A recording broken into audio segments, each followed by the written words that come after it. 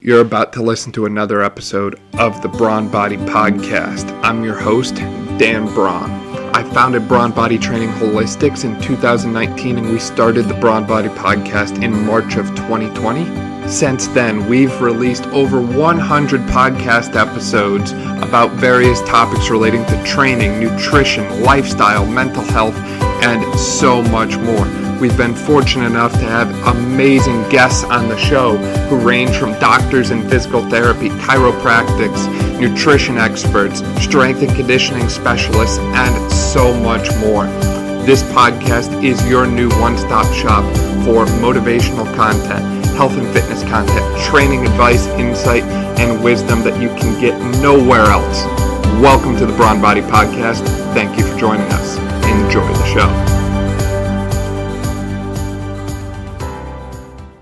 In this episode of the Brawn Body Podcast, I'm joined by my friend Isaac Ray to be discussing his basketball journey, his training journey. So he actually started out doing traditional exercises, traditional strength and conditioning, as you'll soon hear, and he wasn't really seeing the results that he wanted from that. So he's going to kind of discuss what was going well and what was actually kind of hindering his performance gains and what he did to address that and what you can do if you're not seeing the results that you want to see in your training. We also discuss nutrition, intermittent fasting, and so much more. If you want to find out more about Isaac, you can find him on Instagram at 1SAAC Ray. So it's Isaac Ray, just one instead of the I. This episode and all of our episodes are sponsored by CTM Band. As you know, CTM Band is my favorite recovery company. They make a compressive, tensive movement band, that's the CTM, that digs into your muscles and provides a deep myofascial release that can be paired with movement. They also have a rumble roller product, a ridge roller, that I'm a huge fan of, and I like to use that a lot. Huge fan of that. Highly recommend their stuff. I used it on myself, on training clients, in physical therapy clinicals, so many different places. If you want to get your hands on some of their equipment, head over to ctm.band and use the coupon code BRAWN10, that's BRAWN10, and you'll get 10% off your order from CTM Band. Before we get to the show, I'm going to turn it over to one other sponsor for a quick word. Isaac, welcome to the show. Excited to have you, man. Yeah, thanks for having me. So just kind of talking about your backstory a little bit here, help people kind of get a feel for who you are.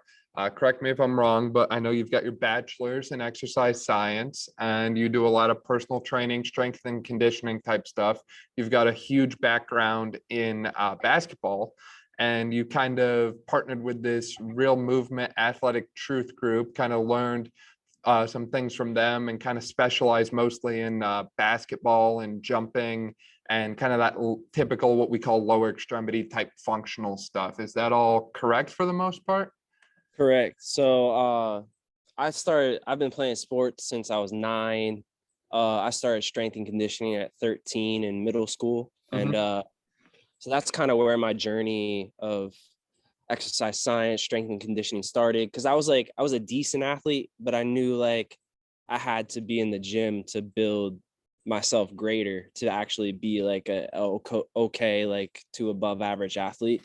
So like I've lived in the gym every year since I was 13. I'm 24 now, never left.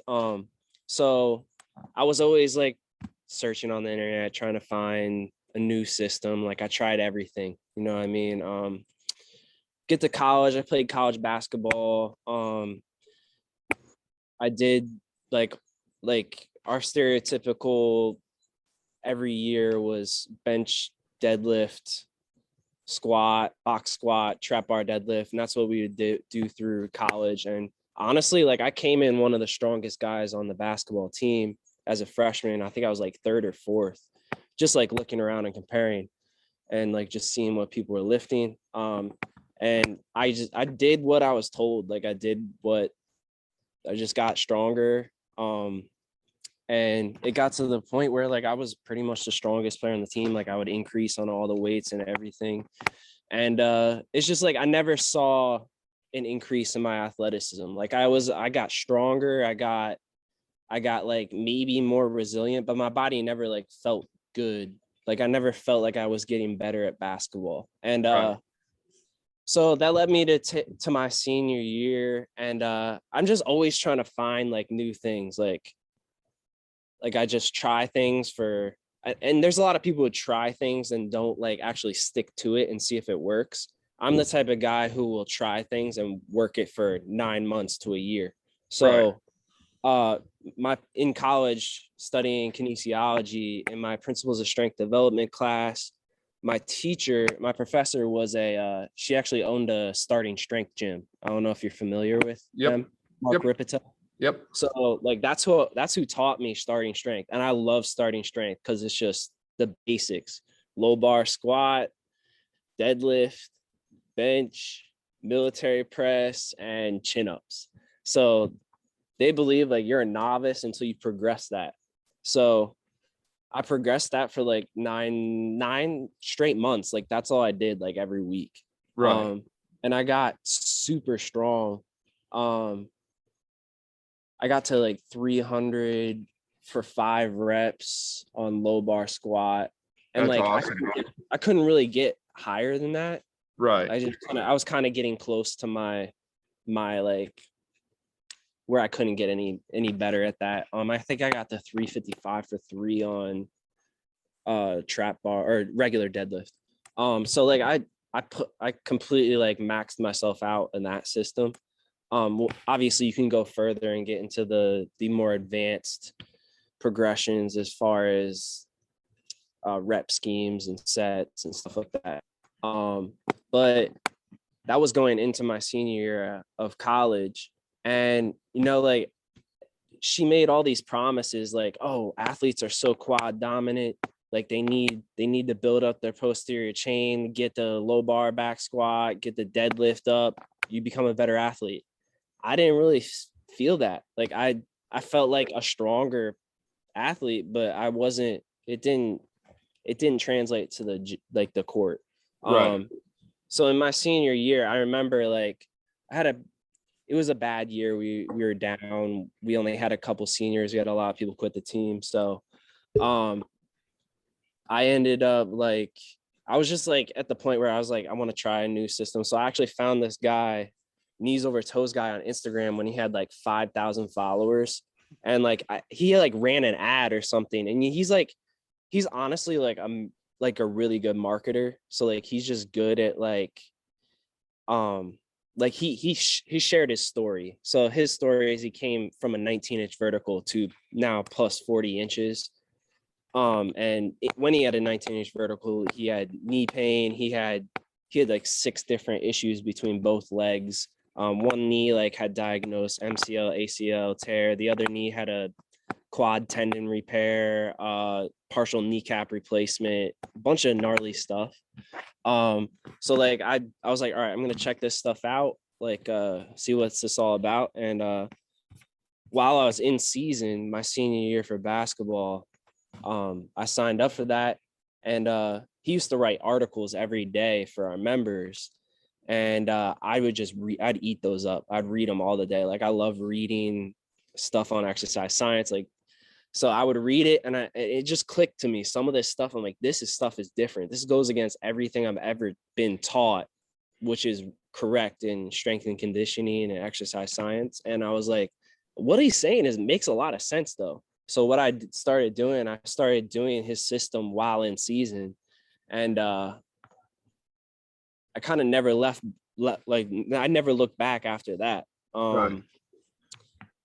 Not to say like this is the only system you could train, but and get results. But for me, it's gotten a lot of results. And so I go through my senior year. Actually, in my senior year, I couldn't touch the rim off a 2-foot approach. So like a left right and a right left plant, I couldn't touch the rim at all. And as a basketball player, that's pretty sad. Like I'm not tall, but I'm not short either. I'm 5'11".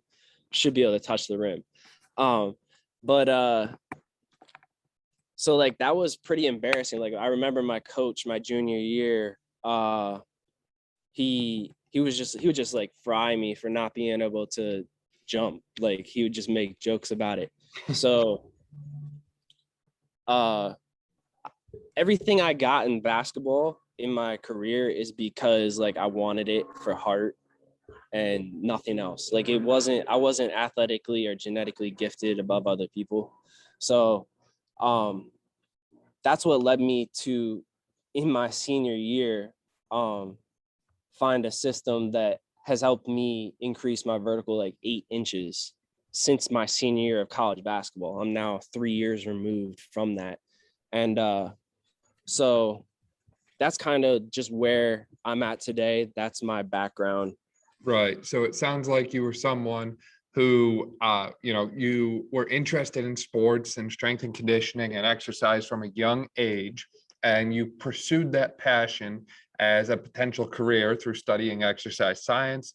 You had a lot of professors and mentors that were giving you advice and research and insight, and you started to follow that, and you said, you know what? I saw results from it, but they weren't the results that I wanted. It wasn't what I felt I needed at the time. And you went out and kind of found something that worked for you. And you took that thing that worked for you and kind of, in a way, embodied it, because you now coach through that system, use that system. And that's kind of who you kind of identify as, for lack of a better way to put it, as a trainer, because that's something that really worked for you and helped you get you to where you are today, which is where you want to be. Correct. And yeah, and it's funny because a lot of people just like, they'll learn what they learned for X amount of years of their life, and then like, oh, this is what it is. Like I figured it out. I kind of like take the approach of I'm always learning. So like I want to figure something out more in depth, even more than I learned before. And like I take that mindset of like I've never arrived. Yep. I can always get better. I'm always failing in one area. I can always get better in this area. I can always learn more. I try to take that mindset into everything. Right. No, that makes a lot of sense. And I can't echo that anymore. Is, people graduate college, they get their degree or certification or whatever, and they get very set in their ways. And sometimes they're using good ways. Maybe their ways are, I constantly learn. That's great. Maybe their ways are, this is how I'm going to do things, period. And they never update things. They're never kind of involved in the ever growing, ever changing process of things, right? People like to criticize health and fitness because things are always changing. One day this is good, the next day it's bad. And like anything, we don't have all the answers yet. So it's constantly, striving for that next level of insight and information that we're all kind of looking for. So with that, for you as someone who's been kind of constantly learning and adapting things, what have your own kind of training routines looked like now that you're kind of in a system that you feel works very well for you, gets you where you want to be, and accomplishes the goals that you have for yourself? Yeah, so a big thing is I changed the focus of my training to building strength from the ground up. Yep. So I neglected a lot of calf work, a lot of tib ant work, a lot of foot, a lot of plantar fascia, a lot of quad. Like I was just a weak quad athlete. And another thing is training strength through an entire range of motion, and not just an entire range of motion, actually breaking down a movement into like 4 different movements and hitting every range of the strength curve. And what I mean by that is, like, take for instance a squat or knee extension. So I personally, like, I squat, but you could break that down into 4 different movements. You could hit a step up for the top range. Right. You can hit to hit more quad dominant work rather than, because in a traditional squat, you're going to get posterior chain too. So I'll elevate my heels super, like, a lot to hit quad. And then I'll break down the bottom range into an ATG split squat.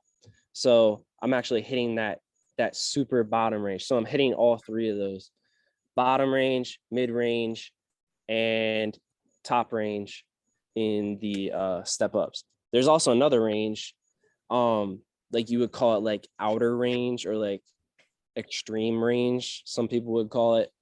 So that would be like a sissy squat.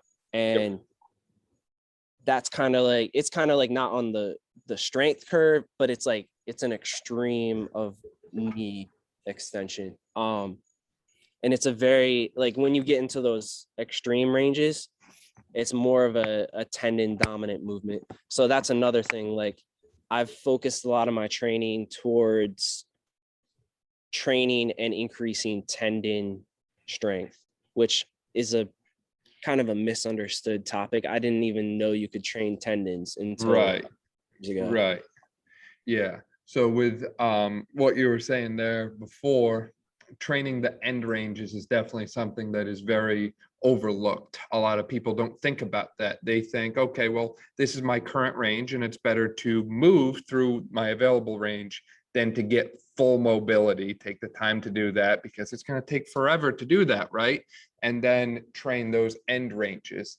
And I think a lot of what you said, like we've talked about before, is very overlooked. It's like, well, it takes too long. Well, it's not going to be effective to get there.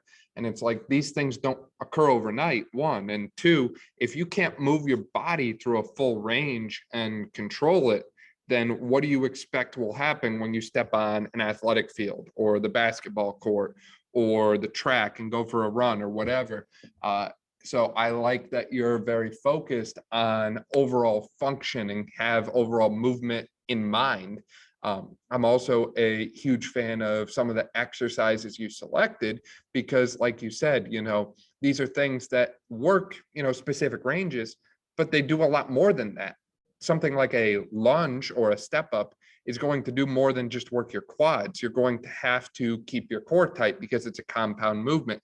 You're going to have to activate your glutes and proximal hip muscles and core muscles to control the tracking of your knee through that movement. So it's a lot more functional in nature than something like a seated leg extension to train the quads, which is what I see a lot of people kind of favoring.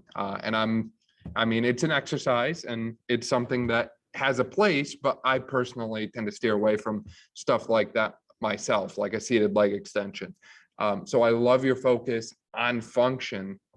And overall, I like how you're bringing up tendons as well. Now, last I checked, the kind of protocol for tendon strengthening was eccentric loading. Is that still kind of what you follow for the most part? Yeah, I mean, in training and when I train people, I pretty much focus on like, I don't necessarily give people a specific tempo, but for the most part, I want to see you actually control the weight on the way down, the eccentric. So like, take a squat. I want to see like a 3 to 5 second control on the way down. And then we're not going to like bounce out of the bottom. We're going to pause at the bottom. Now at the top, now, if you want to get fast, explode out. Yep.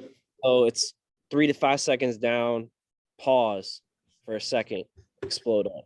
Yep. So that's kind of the mindset I take with 99 to 100% of my lifts. Like maybe RDL, I do way different. That I'm pretty much not focusing on eccentric, just trying to explode out of that bottom. So it's not like an overarching theme for everything, but when it comes to quads, especially, like I want you to be able to control the weight. For sure. And there's a lot of research that actually backs up the importance of eccentric loading. So I know in your specific certification and background, a lot of focus is on the knee because knee injuries, especially in athletes, are very debilitating. I forget the exact percentage right off the top of my head, but I know it's over 50% of athletes who experience an ACL tear do not return to the same level of function, period. So, if you're someone who, maybe you're on the football field, you run like a 4.40 and, you're leading the team in stats or something like that. If you experience an ACL tear, the odds are not in your favor to return to that same caliber of play. Luckily, something like eccentric loading, as you were just talking about, can actually help prevent ACL tears. There was a study done by Timmons in 2018. I forget what journal it was published in right off, but they found for every 10 Newton increase in eccentric strength to the hamstrings, the incidence of ACL risk, or the chance you would injure your ACL, decreased by about 9.7%. So naturally, it would make sense to spend a lot of time doing those kinds of exercises. And obviously, the gold standard for eccentric hamstring strength is one of your favorites, the Nordic. But you go to a gym and you don't see people doing Nordics anywhere for some reason. Yeah, it's when I was first doing Nordics, I kind of had like makeshift. There's actually tons of different ways you can makeshift a Nordic, even at a regular gym that doesn't have anything. But yeah, you're right. Like, you walk into a regular gym, you're not gonna find readily available something to be able to do a Nordic. I think you'll find in a lot of gyms a GHD. Yep. And those actually, they're good too. Like, you're gonna get some hamstring benefit from that, and you can work glute too. But the thing with, I don't know if you've seen the Nordic bench that I use. It's called it's basically like they call it like a poor man's glute ham raise. It's just like a floor glute ham. Like, it's not this big whole contraption. It's super simple. They're actually pretty cheap compared to other fitness equipment. I think Titan Fitness sells one for like $250, and then Rogue sells one that's really nice that I have one. It's like, it used to be $500. I think they bumped it up to $600 because people are buying it. But the reason that Nordic machine is better for hamstrings, I believe, is because on the glute, the GHD, like, you have that big giant pad in front of you, and you kind of like, you can't get that strength behind your knee that the Nordic actually benefits. You'd have to see a visual to understand. Right. It kind of changes the moment arms of the muscles and biases the hamstrings a little more instead of the glutes. And the movement itself is more at the knee than the hip. Yeah. So it hits right behind the knee, which a lot of people, like, what strength, like, nobody's strengthening behind the knee. We're all worried about the front, but we're missing this huge part. And a lot of physical therapists and doctors have vouched for the Nordic because it trains you in that position right where your ACL attaches. And you slowly progress that, you get better and better. We see decreases in hamstring. Right. And with a big focus on the knee, I like to bring in what a good mentor of mine calls it regional interdependence. That's basically when stuff in one spot is controlled by stuff at other spots. So stuff at the knee is influenced by what we do at the foot and ankle and what we do at the hip. So kind of working from the ground up, because I know you said that's kind of how you think and how you work. What kind of things are you looking at for the foot and ankle? Are you doing any specific short foot exercises, barefoot training? Are you working through like that tib anterior strengthening protocol? What does that look like for yourself? Right. So I personally I wear barefoot shoes. I train barefoot too, without shoes. I don't think you have to, but that's just throwing that out there. As far as building from the ground up, it's actually super simple. Basically, I use a bent knee calf raise, a straight leg calf raise, and then a reverse calf raise. So a tib raise, a tib ant raise. So I work those three, and then I use other stuff like it's called a Peterson step up. It's a reverse step up created by Carl Peterson. He was a athletic trainer therapist in Canada.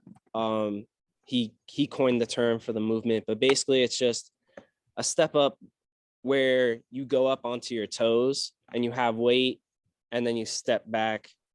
It's something I kind of have to like would show visually, but It I use looks that comparable to like a touchdown squat almost in a way. kind of, yeah. So it kind of marries the strength between the knee and the foot. So that's kind of it. That's basically what I train like, but I'm talking like I'm increasing weight. Like I'm trying to take those to failure like 2 to 3 times a week. And that's not something I did growing up. It was all like, let's just get your hips strong. Let's get your quad strong. Like, yeah, let's do that, but let's also not neglect everything below that. Like that's stuff that is very important to strengthen in terms of increasing injury prevention, resilience, and yeah. Now, with that too, again, as we've talked, you definitely have a big focus on function. And you've mentioned some great exercises that work these things in isolation, but I know you also do a lot of kind of sled training. And I know that's something that you do barefoot as well. Does that kind of fall under that same category of, hey, I'm going to work from the ground up with this and just focus on overall, like from my feet, from my ankles, this kind of movement, this kind of strengthening, and loading it in a functional movement. So, you can't really be functional, or you can't really be more functional than running or pulling or walking, especially under a load like that. Oh yeah. And you're into the hills too, if I remember correctly, right? Yeah. I'm glad that you brought that up because yeah, a sled when used correctly can be an insane tool to build foot strength. Honestly, as an athlete, if I could just have a heavy sled and nothing else, I would be fine. Obviously you'd miss some things, but you can get a lot out of just pushing a heavy sled and pulling a heavy sled backwards. There's it gets like when you do a reverse sled, it definitely gets into your foot. And it hits a lot of quad too, because you're literally pulling yourself backwards. Like you can't, it kind of switches off your posterior chain. Like you gotta pull that thing. And then forward sled, the cool aspect of the sled is that you can load it up with heavy weight. You're not going to hurt anybody. Like as a trainer, like you can get someone a great workout. What if they can't push the sled because it's too heavy? It just doesn't move. Right. Like it's a cool tool for that because you're not going to get anybody hurt. And You can, with that too, it's very concentric focused. So you talked before about the importance of being explosive. So with that, you get that explosive element with something like a sled or a hill. But to take that a step further, when do we see muscle soreness? When do we see athletes really complaining like, hey, this is sore, achy, it hurts? When we do that eccentric loading. So if you're not doing any eccentric loading, this is something you could potentially incorporate as a strength coach almost daily. You can load up sled pushes, not necessarily, extremely heavy every day, but you can do that movement every single day. And if you program it right, athletes will be able to do it and not get sore from it and continue to see benefit from doing that. And it's something so simple, right? right. It's just basic, push the sled, do it. It's not a whole lot of skill or technicality or what we call neuromuscular, neuromotor planning involved. It's just push it. Right. 100% right. And with that, Two, I think it's important to just kind of mention all these different things we're mentioning about. These are things that regardless of what your sport is, you will benefit from it. I don't care if you're a runner, a basketball player, a field hockey player, a soccer player, a football player. These are all things that you will benefit from because it is functional improvement to your entire lower extremity, starting from the feet, which is where all lower extremity movement begins, and working up the chain.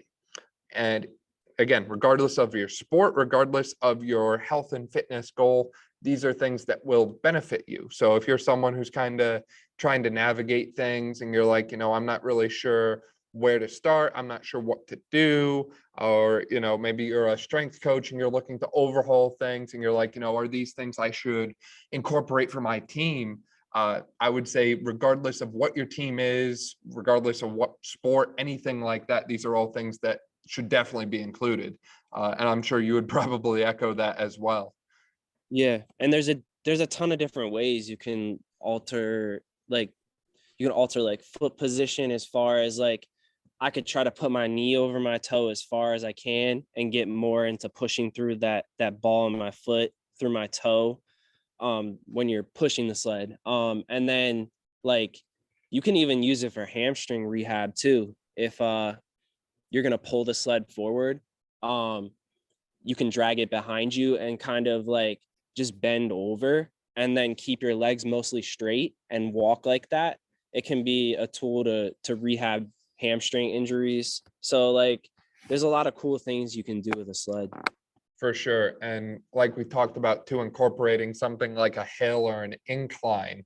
I was looking for the exact study on it and unfortunately I couldn't quite find it.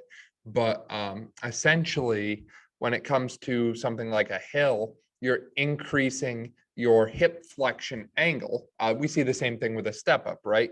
So increasing your angle of hip flexion will increase the amount of extension, so glute, hamstring, and adductor activation that you see. So a lot of people forget that muscles like the adductor magnus actually help to extend the hip when the hip is very flexed. So kind of working up the chain here with all these things that we just talked about, not only does it play an important role at the foot and ankle and starting from the ground up, but it does so much up the chain at the hip.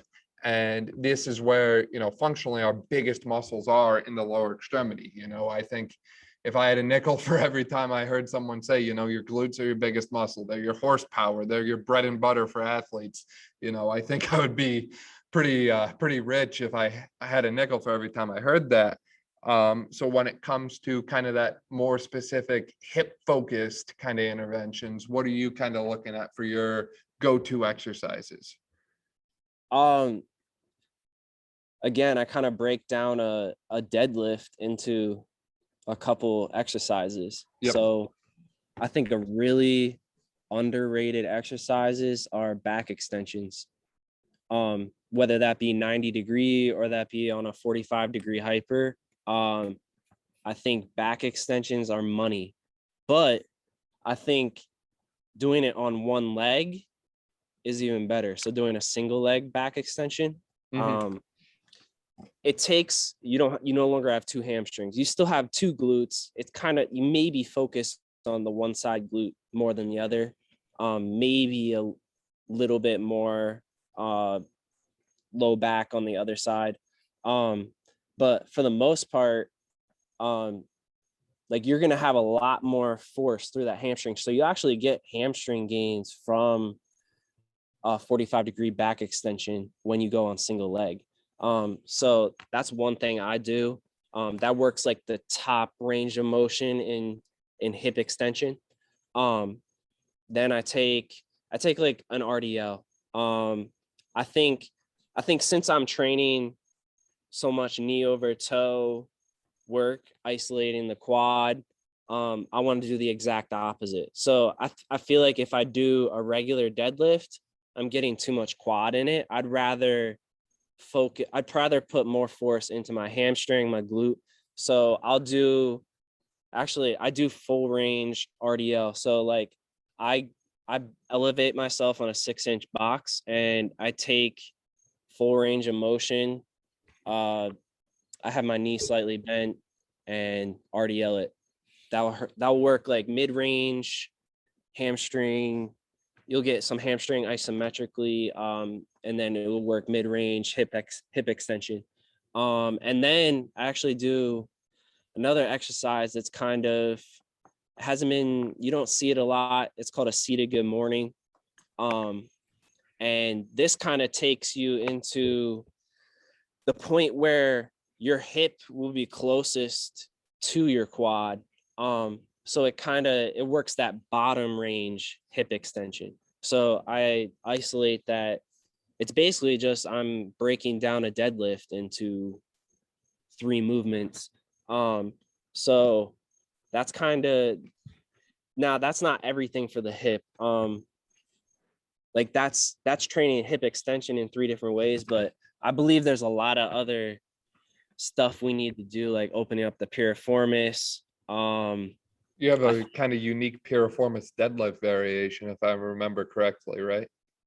Yeah, it's weird because I don't know if you can really add weight to the piriformis. I think you can, but I think you do fine with just stretching it and getting more range of motion, being able to hold it longer.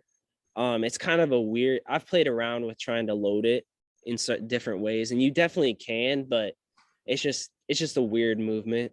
But I really do think it's a super key stretch is being able to open up that piriformis. I think it, like you said earlier, it's, people would get rid of their knee issues if they'd fix their hips and their ankles. Now, Right. there's stuff we need for the knee, I believe, that can help increase resilience. But at the end of the day, like you got to do it all. You can't just isolate the knee and try to fix the knee. It's the hip, knee, and foot and ankle. It's everything. For sure. And I like a lot of things that you brought up, and I'm going to kind of just run through them one at a time if I can keep the order straight in my head. So with the back extension, one of the things that I love about that exercise personally for the glutes is it should be mostly isometric in nature for the glutes because of our laws of muscle inhibition. So a lot of people don't activate their glutes, their core, their hamstrings when they're doing a back extension, and they use almost exclusively the muscle group that we call the spinal erectors. So they dominate the movement with their back and they don't know how to use their hips. So if done right, this movement will teach you how to use your hips through that kind of glute isometric contraction and a little bit of a concentric eccentric contraction for that hip extension moment. But what I really like about it is that core and hamstring involvement with the glutes, because those muscles in turn, when they're activated, shut off your hip flexors. There's a lot of debate about the hip flexors. Some people will tell you that they're very tight. Some people will tell you that they're very weak. But one thing I can assure you is if you're doing any kind of back extension moment without any kind of inhibition to the hip flexors, regardless of if you have tight hip flexors or weak hip flexors, they are pulling forward on your spine while you are moving backwards. That's not a very good combination of movement. So being able to appropriately activate those muscles like you were talking about is crucial, not just for hip, knee kind of sport function like we've been talking about, but also for preventing back pain later in life. There's a lot of studies on imaging that I like to reference, and there's some that show up to 97% of people over the age of 65 have abnormalities that'll show up on an MRI. So, back pain is a very common thing that we see later in life. And if you're doing something like increasing the strength and activation of your glutes, hamstrings, and core, your odds of experiencing back pain go way down because you are literally attacking the main mechanisms for back pain. I also really like that you touched on kind of the piriformis role, and the piriformis gets a lot of bad rep, and I can understand why. It does tend to cause problems, right? It gets tight, we get piriformis syndrome, all these terrible things. But a lot of stretches that go after the piriformis, like for example, the infamous pigeon stretch, also attack the hip joint capsule itself. So just like muscles can get tight, your joint capsule, that kind of bundle of stuff around your joint, can also get tight. And we call the the limitations that we see as a result of that capsular patterns. So there's some beliefs as to, what joint, when the capsule is tight, what movements you'll see limited. So for the hip, for example, you see a big lack in internal rotation and abduction, which is very common amongst people these days. We see a lot of people with tight hips, and you ask someone to lift their leg out to their side, and they really struggle to do that. You ask someone to internally rotate their hip, and they struggle to do that. So I like how you kind of indirectly brought up that, hey, we need to do these stretches for the piriformis, but we also need to do them for the hip capsule itself, because capsular limitations can be a pain to work through. Because unlike muscles, you can't just shut it off with like a little soft tissue work or massage or something like that. So I'll get off my little soapbox now. But as part of our approach to like health and fitness and training, obviously training is a big piece, but there's more to it than just that. So one of the most important factors is nutrition. We've talked a little bit. I'm going to guess that you have a similar nutrition approach to me, but I'm very interested to hear, what does your kind of eating strategy look like when it comes to food? Yeah, so like I try to keep things super simple with diet. I think it's really easy to get down a rabbit hole and then keep going and make things super complex. I think we need to eat more real food. We Mm-hmm. need to eat. People get into the whole meat versus vegan diet. Like, I'm just like, here, like, eat both. Eat real food. I think the major issue that we have in America and Western society is just we don't eat real food. We eat too much industrial seed oils. We eat too much processed carbohydrate. And then to top it off, then we add a bunch of processed sugars. And I think if you steer clear of those, you eat real whole foods, animal and plant, fruit, vegetables, eggs, like, you're gonna be good to go. So Sure. I kind of follow. I eat a lot of meat, steak, ground beef, chicken. I usually cook that in either avocado oil or ghee, clarified butter, and or I'll cook it in regular butter too. And then I don't eat as many vegetables. I eat a lot of fruit. So I'll eat dates, oranges, apples, pears, anything, you name it, grapes. So that's kind of where my diet stands. And I've played around with different diets over the years. Like, at one point I bought into the keto buzz, and it's the best way for an athlete if you become fat adapted. In just my experience, I felt pretty terrible trying to compete and train while on keto. I just feel like I feel like I'm 75% of Isaac Ray when I'm on keto. Like, it's like, yeah, I do like it. I think if people have issues, I know it really helped my dad.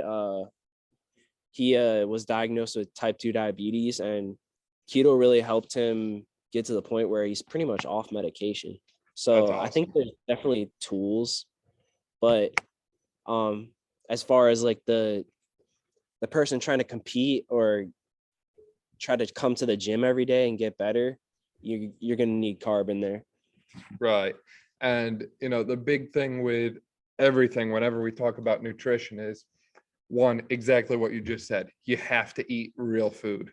There's like this trend going on right now. I don't understand it. I just see a lot of people I know doing it where they crush like 3 Rice Krispies before they lift at the gym. And I just kind of look at that and shake my head because I personally can't eat anything before I go to the gym. Like my stomach would just hate me, let alone, 300 or 400 calories of straight processed sugar. Like I cannot imagine. But you have to eat real food. I can't echo that enough. And like you were alluding to when it came to meat, you're not just kind of, buying the low quality, low cut of meat and, throwing it in like vegetable oil. Like you're taking the time to actually properly prepare it and do it right. You're not just buying like, hot dogs and calling it like your meat for the day. A lot of the studies that go against consumption of meat actually use things like hot dogs and fast food as the primary sources of meat. So no wonder why they demonize it. I will agree with you that keto and some of the other specific diet approaches are not for everyone, right? You have to kind of play around with things and find what works for you. So for example, for myself, I use an intermittent fasting approach where I don't eat for 18 to 20 hours a day. I train first thing in the morning without putting any food in me, no coffee, nothing like that. And that works really well for me. Now, for someone else, they couldn't do that. But to be able to kind of tease out, hey, this works for me, this doesn't work for me, it's kind of this never ending process of self-experimentation. A couple of weeks ago, we had a good friend of mine on the podcast, William, who was talking about how he was eating a lot of eggs because he was trying to bulk up, and he noticed he was having some stomach problems, and he just kind of on a whim said, I'm just going to try not eating eggs today. And what do you know? He didn't have stomach problems. So he just kind of like reworked his diet, and he said, I'm going to eat more chicken, more beef, more fish, and just not eat eggs as much. So I really like that you kind of push that same thing. It's all about what works for you, and what works for you might not work for someone else. With that too, do you kind of use the same approach when it comes to supplements? I know a lot of people like to get caught up in what I'll call like pyramid schemes when it comes to supplements, or, they'll push all these different things. Like you need Tren, you need SARMs, you need your pre-workout, you need all these things in order to be, your maximum potential or maximum self. But I'm just going to go out on a limb here and assume that you probably don't feel that way. Nah. I've never taken, like, I've never bought into that whole, like, oh, we gotta get this pre-workout and this post-workout in at the exact time in order to maximize your gains. Mm-hmm. I just don't, I've never bought into that. And I feel like I've gained a lot of muscle without worrying about that. Mm-hmm. At the end of the day, you got to get enough protein. You got to get enough fat to build your body. And going back off what you said about intermittent fasting, I started intermittent fasting, what was it, like 6 years ago now. So I've kind of been doing that like weekly, not like every day, but I've done that weekly for six straight years. And I'll say something about this. I used to get like bronchitis for like 3 weeks every year. After the year I started intermittent fasting, I no longer get that every year. I don't know if that's like a coincidence or not, but like when I started intermittent fasting, I drastically saw like a lot of health benefits from that. Now, I don't necessarily think you have to intermittent fast to be able to get that. I believe that I was very insulin resistant. Mm-hmm. So, the reason why I think that is because like when I'd be playing sports for a long period of time and maybe haven't eaten as much food that day, I would get like shaky and like I'd feel like I just have no more energy left. Whereas like now that I have fixed that insulin resistance problem, like, yeah, I might feel a little bit more tired when I have less carb in me, but now I don't have those crashes anymore. Right. And I think that's really where my issue was. Like my chronic bronchitis was from like my insulin resistance. There's a lot of disease that's linked to that. And like it's kind of scary because like there's something like 70% of America is insulin resistant, which is crazy. Yep. That's basically what turns into pre-diabetes and then diabetes. But yeah, I've loved intermittent fasting. I've since kind of switched off it a little bit. I've been playing around with eating in the morning and then eating at night. So eating pretty much before I train, like some carbs, not a lot of food. But I've been playing around with different styles. But yeah, I really do like intermittent fasting, but like you said, it's not for everybody. Right. And like anything, you have to find what works for you within it. So, I mentioned I do like 18 to 20 hours, no food, 4 to 6 hour feeding window. That's it. Simple. That might work for me, but it might not work for you. Luckily, there's so many other ways to go around it. So there's what we call a circadian rhythm fast, which is 13 hours of no food and 11 hours of food. There's also other fasting styles where you just don't eat for like, a day. You go 24 hours no food and then back to normal. And you can do those kind of quarterly or monthly. There's different ways to schedule them into your life, so to speak. And the whole reason that we promote something like intermittent fasting for its health benefits is, as you just said, in America, 88% of people are in poor metabolic health condition, and our obesity and overweight numbers continue to climb. There was a study I love to reference by the doctor's name is Yufo Wang, I believe, from Johns Hopkins. And I think it was like a 2006 or 2008 study. And it was recently confirmed a year or two ago by a Harvard University study. And they looked at kind of the projection for Americans with obesity. So where are we heading over the next, 30, 40 years? And the initial study from Hopkins showed that by the year 2048, over 95% of Americans will be overweight or obese. And the Harvard study that was recently done confirmed it and said we actually might be a little bit ahead of that curve. I'd love to see what it looks like now after the pandemic, because I've seen a lot of people and talked with a lot of people who have definitely experienced some unwanted weight gain. But where fasting plays a role, and this is all kind of medically backed, Dr. Pita Attia, he's the host of a podcast called The Drive, you might have heard of that before, is a huge proponent of intermittent fasting for its health effects.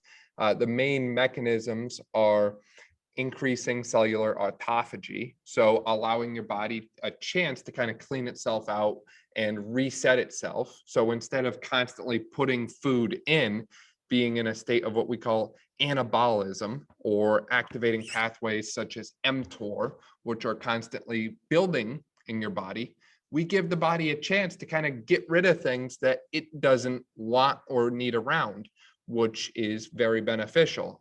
So there's research for intermittent fasting and its role in preventing or treating something like cancer, because essentially cancer is we've got stuff we don't want around and we need to get rid of it. There's a lot of other kind of tie-ins with increasing insulin sensitivity, increasing growth hormone levels, increasing androgen receptor density. For those who don't know, androgen receptors are things for like testosterone and estrogen. So, you college kids, these are like your favorite hormones. This increases the amount of those receptors in your body. So your hormones are more easily bound to a receptor, so they can exert their effects more readily. And there's so many other benefits to just taking a period of time and not eating. And it's just something that kind of comes from our ancestors, right? Ancestrally, looking through the kind of walk of humankind for the past 2,000 years or so, we did not just wake up and, throw a Pop-Tart in the toaster and have breakfast. We didn't just up and walk to, the grocery store and get our food for the day. We had to hunt, and we had to kill our food, And if we couldn't kill it, then we had to forage for it and find it somewhere out in nature. And if we couldn't do that, then, well, we just kind of went hungry. And, you know, the fact that we had to do these physically demanding things in a state of hunger, and by physically demanding, it's not just like, you know, up and walking around. Like, archaeological evidence suggests that the longbows that people were using about 1,000+ years ago had a draw weight of about 120 pounds. So imagine going to the dumbbell rack at the gym and picking up a 120-pound dumbbell, doing a dumbbell row with it and holding it steady for 10, 12 seconds. You know, think about that in relation to a longbow, right? That's the closest we can come to that these days, is holding something steady for 10 to 12 seconds while you're, you know, appropriately lining everything up and aiming and all that. So it's amazing where we've come from, and just kind of where we're at today. So that's my second soapbox for the day. No, but you're right. I saw this stat. The average American, they eat in a 16-hour time window. So they eat from 8 to the time they go to bed at what, like 8 to 12. Yep. Something like that, or 6 to 10, whatever you want it to be. And like, and partner that with the food that we are consuming as a culture and eating all that food for all that time of the day, like it's not good. And we wonder why we're having all these health issues, obesity, type 2 diabetes, cancer, all these issues that are stemming from like the choices we're making with food. And it's crazy because people like think you're insane if like you'd go like 4 hours without food. They're like, oh my gosh, like how do you do that? And it's like we have to change this mindset in the culture. And I don't know how we do it, because like people are bombarded every day with food. Like that's what advertisements are. Like we see them every day, people. And it's just kind of like we're kind of like set in our Americanized society ways. It's like sit on the couch, watch TV, and like eat food that's good. But yeah, the intermittent fasting approach, it's definitely something. And you don't have to start out super like crazy. You don't have to do 18-6 or 20-4. Like you can start out just simply like if you're going 12-12, like you could do eight of those hours you're sleeping, and then 4 of them you're fasting. It's not super crazy, like, but people will see a lot of benefits from just doing that. For sure. And with all these things we talk about, you know, always good to just kind of touch up with your primary care provider beforehand and just say, hey, you know, I'm thinking about trying this out. Is there anything I should know? Reason I bring that up is a lot of people anymore are on things like medications, or they have different chronic diseases or ailments that, you know, you don't always know how they interact with other things. And, you know, that could range from something as simple as, you know, I take ibuprofen 4 times a day to, you know, I take 5 or 6 different medications, or I take birth control, or whatever it is. So always kind of get that kind of next level clearance first, because you don't know what effect those medications have on your body, and you don't know how that's going to interact with other things that are going to alter your internal physiology. So with that, Isaac, anything else that you want to add, or anything that we missed about your kind of training approach, athletic truth group, and everything that you've been kind of doing and learning over the course of your own journey? You know, we kind of hit everything as far as training. Obviously, like there's all these exercises that you could choose from. Like you go on the internet, you can find all this different advice. At the end of the day, like I try to like simplify training as much as possible. Just because I use the tools that I use for me doesn't mean I necessarily use it for every situation. But a cool thing about ATG, Athletic Truth Group, is we found a way to make every single exercise 100% scalable to everybody's ability. So like, take a step up. Like we've had wins of people in walkers, like who can't walk yet. They're doing the exercises like a step up, and they're getting work in, and they're feeling better. So like, it's kind of hard because like before ATG, I didn't really understand the regression and progression way that I do now. So it's a lot easier to show visually, but basically like you can go from using assistance like a wall or a chair to the point where, oh, I can use no assistance and I can just use my body weight. Then we go to the point where, oh, I can add a little bit of weight, and then we go from there. It looks different for each exercise, but like, take for instance an ATG split squat. We didn't really go into depth with this one yet, but a lot of people cannot do a full range perfect form ATG split squat. They don't have the back leg hip flexor mobility. They don't have the ability of their hips to even get into that lunge ATG lunge position. But I can still get anybody into that exercise. It's just I won't be on flat ground. I'll elevate their front leg. So this takes a lot of the force off that back hip flexor, and it allows you to also open up those hips on the front leg. And then we can get that full range knee flexion, and we work from there. So I might start with a 12-inch box on the front leg. I'm still working ATG split squat, but I'm just having it in a super regressed form. Then they get better next week. We go to 10 inches. Okay, we get better next week, 8 inches, 6 inches, 4 inches. Next thing you know, you're on flat ground.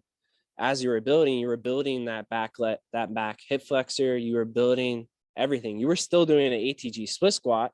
We were just regressing it. And we kind of take that philosophy into everything. So we find a way to set people up so that we switch out their mindset of people. Take for a Nordic, for example. People look at a Nordic and they're like, oh my gosh, I'll never be able to do that. We try to flip people's mindset into, yes, you actually can do that at your own level right now. Mm-hmm. So we make this gradient scale, and it's just like some people are higher, some people are lower, but how do we increase your ability on that scale? And I think a lot of coaches don't understand that either, because I went 20 plus years of my life not really understanding regression and progression. Like, you always knew like, oh, if you can't do this exercise, we have this exercise to do for you. Whereas we take the mindset now is like, you're using the same exercise, you're just progressing it. So it's a kind of a different way at looking at training. For sure. And I like how you said that. It's very much what I would call a enablement approach to training. It's meeting people where they're at and showing them that, hey, you can actually do these things. You might not think you can, but you can, and we're going to show you how.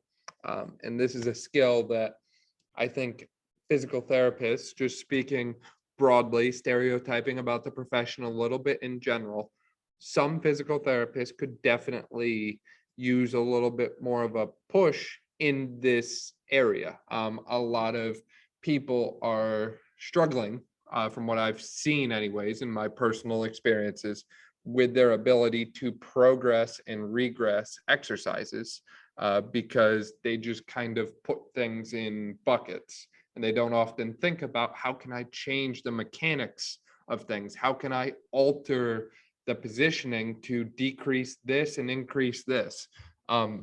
So having the skill to kind of alter the moment arms and the overall mechanics of a movement while still keeping the same pattern there, being able to do that quickly and effectively is obviously an essential skill for anyone in training. So I like that you bring that up, and I like how you bring in that split squat example, because really that's one of the best exercises you should be doing for your lower extremity, right? You get single leg activation, you get full range of motion mobility, you also get full range of motion strengthening through that eccentric, isometric, concentric curve that you talked about earlier. And it's loadable. You can progress with it as much as you want. That's one movement that, like we talked about earlier, regardless of your goal, you're probably going to get benefit from doing that movement correctly and doing it well. So awesome point. And I'm glad you brought that up. Thank you for that, man. Yeah, no problem. All right, Isaac, really appreciate your time, man. This was a great episode. Really, thanks again. Where can people find more about you? Should they be looking on Instagram, or where can they kind of link up with you? Yeah, so I'm pretty much only on Instagram. It's number one, so 1SAACRAY. So It's just Isaac Ray with one as I, but someone already took that. So that's going to do it for today's episode of the Brawn Body Podcast. Be sure you subscribe if you're not already. That way you don't miss out on any of our upcoming podcast episodes. Last, if you're listening on iTunes, please make sure you leave a review. We love reading reviews and getting your feedback. And if you're feeling so inclined, you can actually send in a voice message. There should be a link below in the description of the episode to send us in a voice message. We can actually play that on a future podcast episode. So with that, thanks again for tuning into this episode. We'll see you next week.